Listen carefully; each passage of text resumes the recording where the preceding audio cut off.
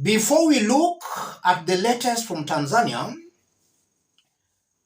yesterday, Nandi Senator made some remarks on what has been happening in Tanzania. And the remarks have landed the senator in trouble. Let's briefly look at the remarks before we jump to Tanzania. Finya how Senator Cherargei urges Uganda, Tanzania to crack whip on Kenyan activists. Nandi County Senator Samson Cherargei has condemned Kenyan human rights activists whom he accuses of continued interference with the politics of foreign countries and engaging in acts that jeopardize the sovereignty of those nations. Speaking during a Sunday service at the PAG Church in Kapsabet town, Cherargei said that foreign countries should not tolerate people who use the name of human rights protection to interfere with and try to destroy the security of the countries they visit. I want to warn our activists who are busybodies, stop exporting your bad manners to other countries. Stop it. Uganda and Tanzania are sovereign countries, said Cherargei. He added that those who can be proven to do so deserve to be severely punished and repatriated back home. We thank President Museveni for accepting to release Njagi and Oyo. You can't go to someone's house to cause trouble. I want to ask President SAMIA and Museveni, if you get any busybodies, activists, who want to destabilize the sovereignty of your country, finya hao, warudishe nyumbani, tuwamalizie, added the Nandi legislator. Those remarks have landed the senator into serious problems with some Kenyans. I don't know what you make of those remarks. Is it right for Kenyans to interfere with the affairs of Uganda and Tanzania? Should Kenyans involve themselves in what is happening in those countries? Let me hear from you on the comment section. Now to Tanzania. Chadema Tanzania has shared out this. Jioni hii, jeshi la polisi limewachia kwa dhamana viongozi wakuu wa chama waliokuwa wanawashikilia.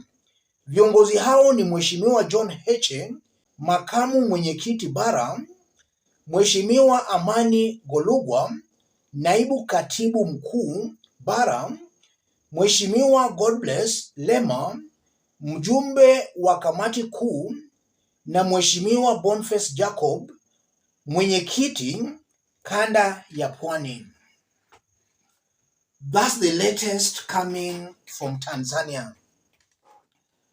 So this evening, let's say about 1 hour to 2 hours ago, SAMIA SULUHU's government released some opposition leaders that had been arrested.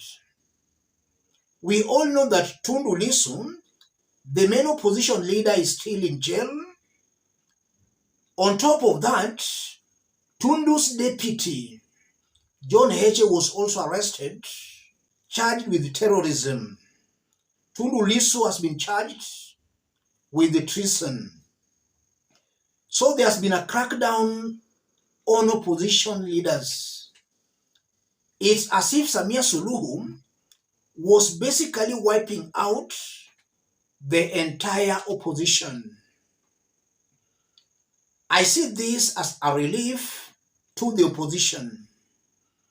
I want us to dig deep into this for Kenyans and Tanzanians to understand what this could mean. If you're watching us but you have not yet subscribed, subscribe, give the video a like. Let's proceed. If you see these opposition leaders now being released,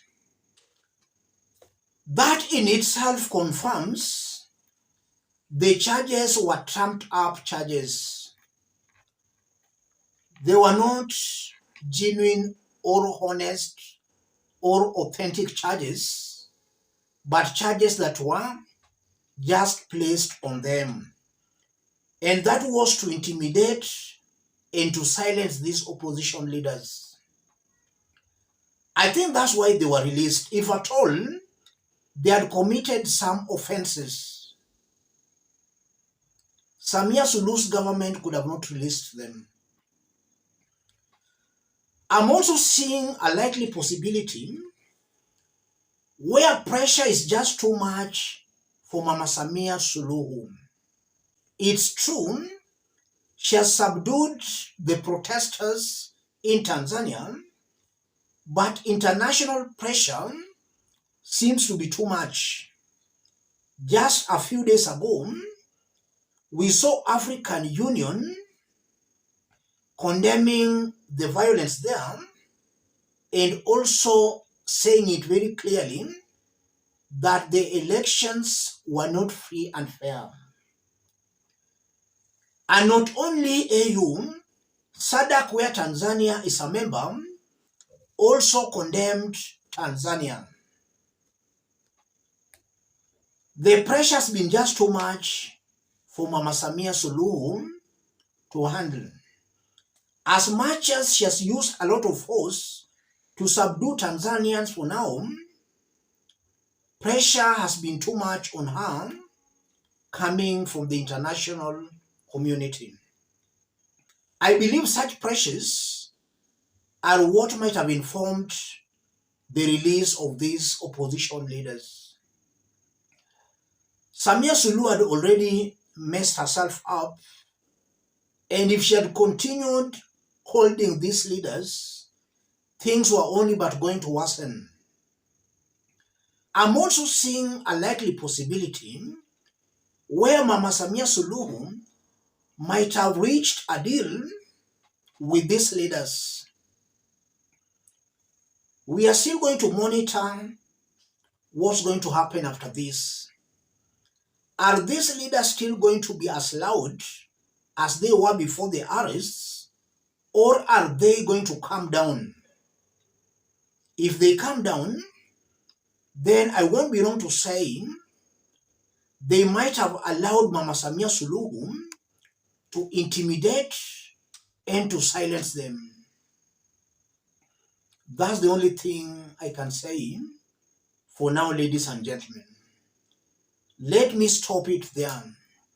If you are watching us outside Kenya, drop a comment, let us know from which part of the globe you are watching us from. If possible, subscribe, give the video a like.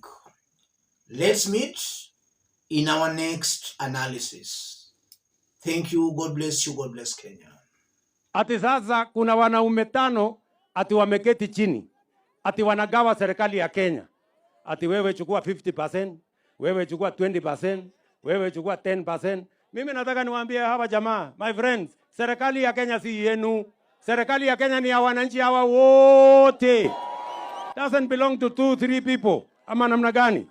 Wacheni kiburi na madharau. Serikali ya Kenya ni ya wananchi wote wa Kenya. Hamwezi kuketi chini kwa mkahawa ati mnagawa serikali ya Kenya ati 50%, sijui 20%, sijui ngapi. Ama namna gani jameni? Mimi nataka niulize nyinyi watu wa Maraland. Si hata nyinyi mko na nyinyi ni watu wa serikali ya Kenya? Serikali ya Kenya ni yenu ama si yenu? Ni ya wale watatu wameketi kwa mkahawa? Ni ya wale watatu wameketi kwa mkahawa?